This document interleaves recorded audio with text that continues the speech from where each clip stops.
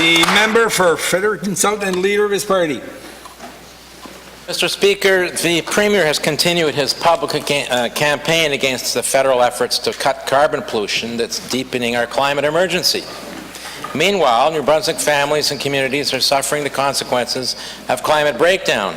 Back-to-back 100-year floods of the St. John, serious declines in mackerel, crab, and shrimp populations off our coasts, and increasing rates of debilitating Lyme disease brought to New Brunswick, all of this thanks to climate change. Back in 2016, Mr. Speaker, this Assembly's Select Committee, all-party Select Committee on Climate Change, recommended 24 separate actions to protect New Brunswick families and communities from the consequences of climate change. How does the Premier intend to implement these essential measures when the budget contains no money to implement any of them? The Honourable the Premier. Mr. Speaker, we have a carbon plan that we've put in place that wasn't in place when we came. We have one that reflects what every other province has done.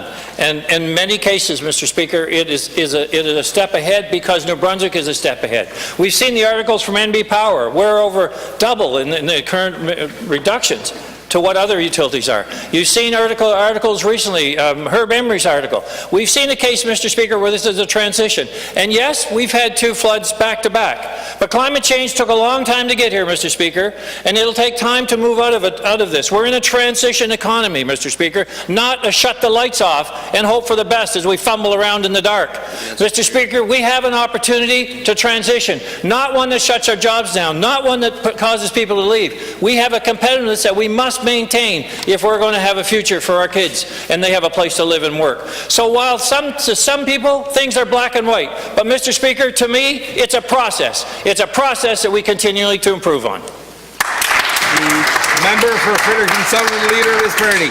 Mr. Speaker, action to protect New Brunswick families and communities from the consequences of climate breakdown is urgent, but I see no sense of urgency in the Premier's voice here. I see no sense of urgency in the way he's acting.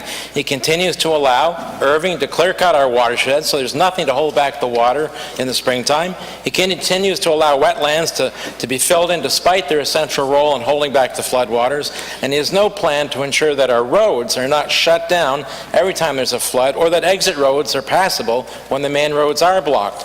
Mr. Speaker, exactly how does the Premier intend to implement the actions to protect families and communities from the consequences of climate change and climate breakdown that we so badly need? The Honourable the Premier. So, Mr. Speaker, I think what we've seen the changes. We said earlier, we talked about the roads and how we understand where we need to raise elevations, even talking about feasibility studies to look at how we can mitigate the damage of floods in the future, Mr. Speaker. Talking about the changes, we're not going to just keep spending money on redoing the same place every year in the same way. There has to be a mitigation program that actually elevates or moves back from the waterway.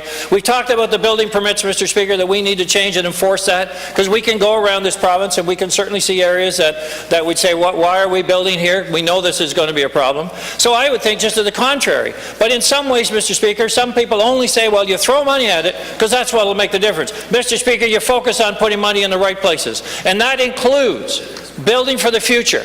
That includes mitigating our risk for people that are living in our beautiful province and anywhere they live. So, Mr. Speaker, it's not about tax more and we'll be better. It's about doing more with what we have and setting priorities to get the job done, Mr. Speaker.